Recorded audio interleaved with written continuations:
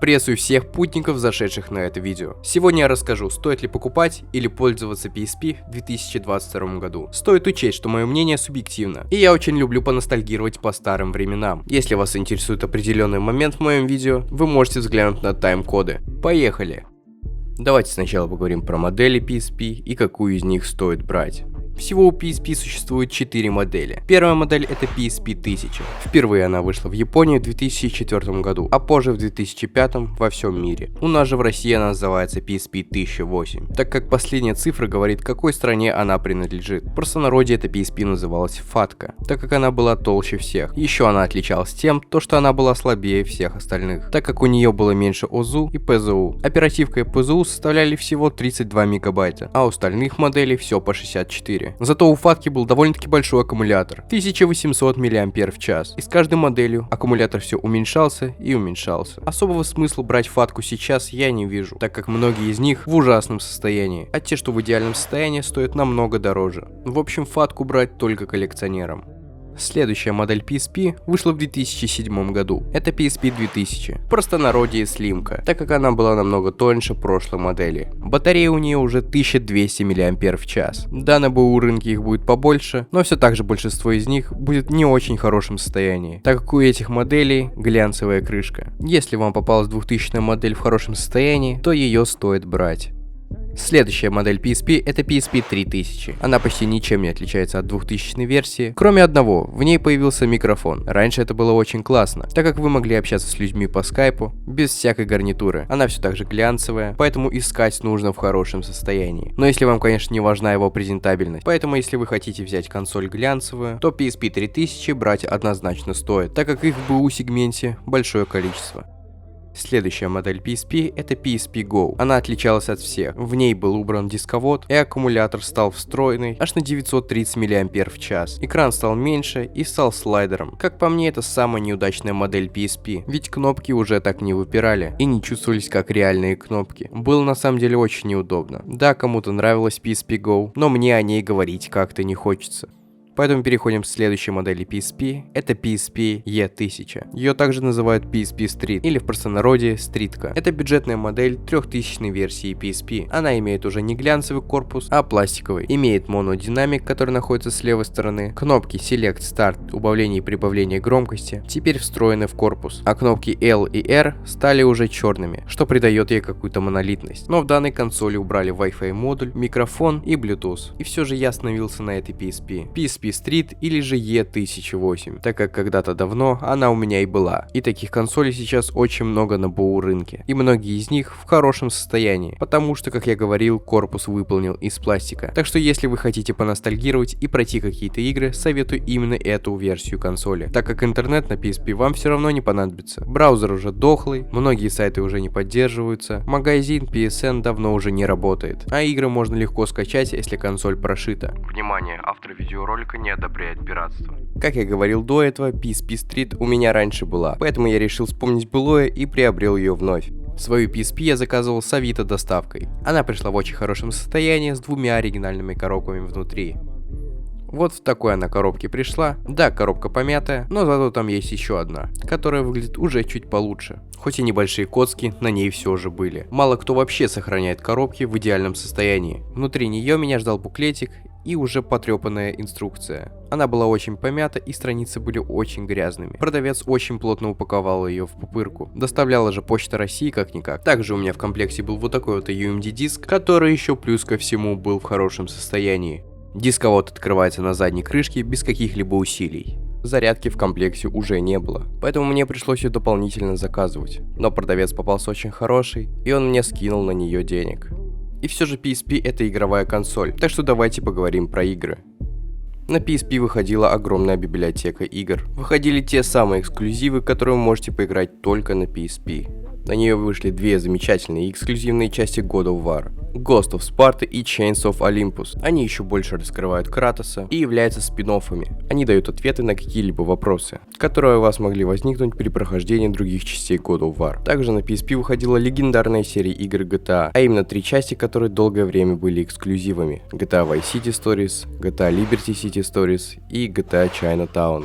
Когда у меня была PSP, на тот момент я учился в школе, и те, у кого была PSP, так еще с GTA Vice City Stories, все люди официально считались крутыми. В GTA-шках на PSP довольно-таки приятная графика.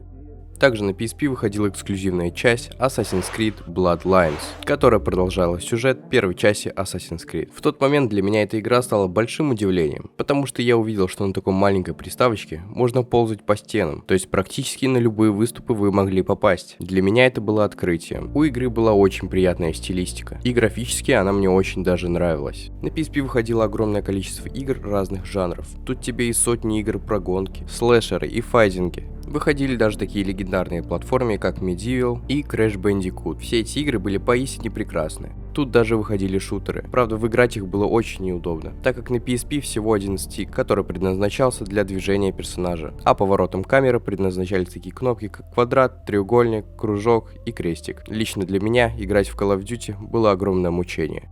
Из гонок могу посоветовать серию игр Midnight Club, посмотреть Gran Turismo и оценить несколько частей Need for Speed, коих довольно-таки большое количество. Чтобы скачивать игры на PSP, приходилось покупать вот такую вот карту памяти от Sony, Memory Stick. Сейчас вы их уже не найдете, особенно от Sony, но в интернете есть переходники с SD-карты на Memory Stick.